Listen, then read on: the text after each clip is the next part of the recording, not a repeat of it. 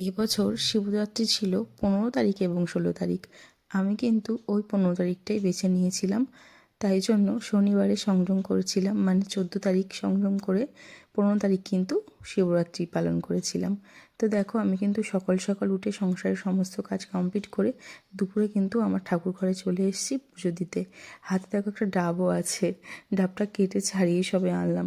তার আগে সমস্তটা গুছিয়ে রেখেছি।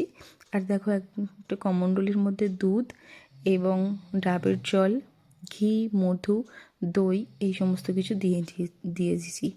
আর আমি সত্যি বলতে অত নিয়মকানুন জানি না, যতটুকু জানি নিজের মন থেকে যতটুকু শিখেছি সেগুলো করারই চেষ্টা করি। আর বাবা তো একটা বেলপাতাতেই সন্তুষ্ট, তুমি যেভাবে দেবে সেভাবেই বাবা গ্রহণ করবে। বিশেষ করে তুমি তোমার মন থেকে পুজো করবে, যতই নিয়ম করো না কেন মন থেকে পুজো করার ওপরে আর কিছুই নেই, এটা আমি খুব বিশ্বাস করি।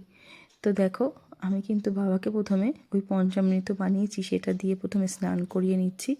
তারপরে কিন্তু বাবাকে আকন্দ ফুলের মালাটাও পরিয়ে দিয়েছি। আর এই মালাটা কিন্তু আমাকে আমার ভাই বউ গেঁথে দিয়েছে। আমি কয়েকদিন আগেই স্কুটি চালাতে গেছিলাম, তো সেখান দিয়ে কিন্তু আমার বরমশাই ফুল পেড়ে নিয়ে এসেছিলো। তো আমি সেই ফুল দিয়ে মালা গেঁথেছি, জানো তো, খুব সুন্দর হয়েছিল। 3টে মালা গেঁথেছিল, তো আমি 2টো মালা বাবাকে পরিয়ে দিয়েছি আর একটা রেখে দিয়েছি, মন্দিরে যাব তখন নিয়ে যাব ওই জন্য। তো দেখো, প্রথমে কিন্তু আমি মালা পরিয়ে তারপরে বেল ফুল দিয়েছি, তারপরে একটা নীল ফুল ছিল সেটা দিয়েছি, তারপরে বেলপাতা দিয়েছি, দিয়ে আমি আমার মনের মতো পুজো করেছি। তারপরে দেখো, চন্দনের ফোঁটাও তিলক টেনে দিয়েছি বাবাকে। তো তারপরে এবার দেব গঙ্গার জল, দিয়ে বাবাকে পুরো স্নান করিয়ে দেব। তারপরে বাবার পছন্দের একটা বেলও দিয়েছি। জানো তো, খুব ভালো লাগে এইসবগুলো করতে। আর আমার যতটুকু ক্ষমতা, যে কোনো পুজো আসলে আমি সেটা করার চেষ্টা করি, যদি আমি সেটা জেনে থাকি। আর যদি আমি ভাবি যে না আমি এটা করতে পারবো, তাহলে আমি করি। তো আমি ছোট্ট আয়োজন করেছিলাম আমার সুন্দর ঠাকুর ঘরে। আর যখনই আমি কোনো পুজো করি না, এই ছোট্ট সিংহাসনটা আমি করে রেখেছি, যে কোনো পুজো হলে আমি সেখানে এগুলো সাজিয়ে করি। তো বাবাকে কিন্তু বাবার মাথায় গঙ্গার জল দিয়ে আমি কিন্তু মোমবাতি, ধূপ, প্রদীপ এগুলো জ্বালিয়ে দিয়েছি। তারপরে দেখো, আমি কিন্তু আমার মাম্মামকেও ডেকে নিয়েছি। মাম্মামকে যেহেতু আগে স্নান করিয়ে দিয়েছিলাম, ওই জন্য মাম্মামকে বললাম, মাম্মাম তুমিও একটু জল ঢালো। এগুলো তো ওরা তো বাচ্চা না, ওরা তো শিখবে না, ওই জন্য দেখো ওরা কিন্তু মাম্মাম কিন্তু জল ঢেলেছে। এরপরে কিন্তু আমি জিগুবাবুকে ডাকছি, ও আসবে। তার আগে এখানে আমি সমস্ত কিছু গুছিয়ে নিয়েছি।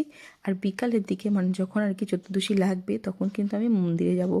তার আগে দুপুরবেলা আমি কিন্তু ঘরের ঠাকুরকে পুজো দিয়েছিলাম, তখন কিন্তু আমার চতুর্দশী লাগেনি। যাই হোক, বললাম না আমি মন থেকেই পুজো করেছি, আর বাবা মন থেকে পুজো করলে সব থেকে বেশি খুশি হয়। তো দেখো, তারপর কিন্তু জিগুবাবু বাবাকে পুজো করে দিচ্ছে, বাবা মাথায় জল দিচ্ছে। আর এবার যেহেতু 2 দিন পুজো ছিল, তাই তোমরা কোন দিন পালন করলে আমাকে কিন্তু জানিও। আমি কিন্তু 2 দিনই নিয়মটা করেছি, কিন্তু প্রথম দিনের নিয়মটাই পালন করেছি। আর পরের দিন যেহেতু চতুর্দশী না ছাড়া পর্যন্ত কিছুই খেতে পারিনি, নিয়ম ভঙ্গটাই করেছিলাম। তো পরের ব্লগে সব কিছু শেয়ার করব, মন্দিরে গেলাম, কীভাবে পুজো করলাম না করলাম। তো তারপরে দেখো, বিকালের দিকে স্কুটি নিয়ে বার হয়েছি। তো চলো,